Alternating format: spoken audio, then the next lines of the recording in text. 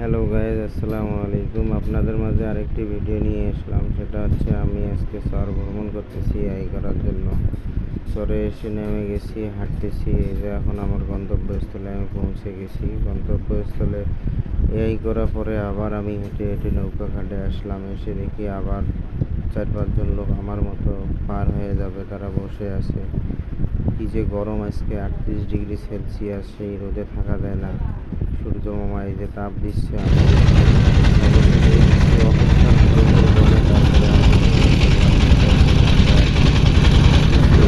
গন্তব্যস্থলে গরমের জন্য থাকাই যায় না।